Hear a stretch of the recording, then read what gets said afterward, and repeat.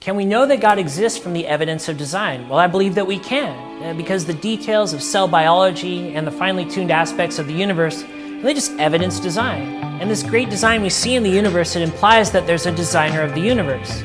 Well, how did I conclude this? Well, we see things in consumer culture all the time that are designed. For instance, a watch. Now, if I found this watch in the sand and asked you if you thought it was designed, a reasonable response would be yes. Why? Because of the features. The numbers, the hands, the wrist strap, they all serve as special features with specific functions. There had to be a designer who added these features. There's no getting around that, really, when you think about it. Now, does the designer need to be here for us to know that he exists? No. We can simply conclude that the designer exists just by the evidence of the designed thing. Now, keep that in mind because it's a similar deal when we see scientific examples in nature. The first one, it's fantastic. It's this thing, it's called the bacterial flagellum. It's like a crazy outboard biological motor, only way more complex. And you see the tail whipping around and everything, and the logic just prevails. If an outboard motor on a boat is designed and needs to be designed, then something like this flagellum, which is way more complex, needs to be designed as well. Now, I really like this other example from biology. It's called kinesin transport. It does like this Star Wars looking thing, like as it carries things around in a cell on these like microtubes. It's just super cool.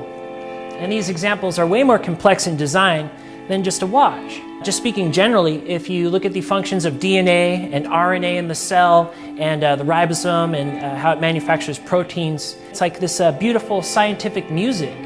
These functions just scream design.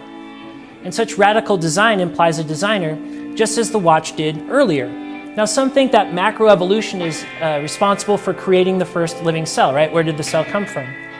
But unguided chance processes could not have created such a thing. The cell is just too complex. Here's something to think about. Evolution to a cell from lifeless chemicals would be like a tornado sweeping through a junkyard and forming a Boeing 747, right? You may have heard that before, but you got to remember, since cells reproduce, it's like a tornado hitting a junkyard and creating a 747 that can reproduce more 747s. There's just no way. Actually, the whole from the goo to the zoo to you theory is just not practically possible at all, even from the get-go. Design is the best explanation for the origin of the cell and its features, and any design thing in nature, for that matter. Now, getting back to the watch, I ask again, is the watch designed? Yes. But what if the watch is the size of this building? Yes. What if the watch is the size of the Earth? Well, yeah.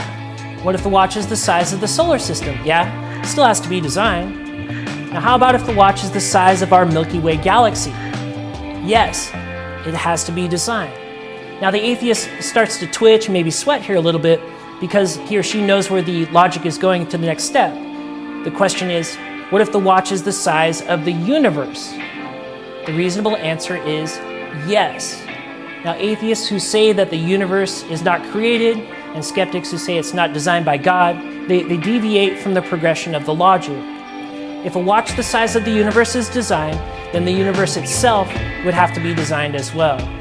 Now, this evidence for God from design actually affirms what the Bible has said for thousands of years. King David in Psalm 19:1 said, "The heavens declare the glory of God." And in Romans 1:20, Paul basically says that we can come to know that God exists by the evidence of his design in creation. You see, design and science should lead us to God, these examples.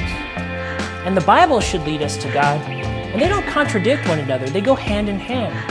And my hope in sharing all this with you is that you consider these things and come to know reasonably that God exists.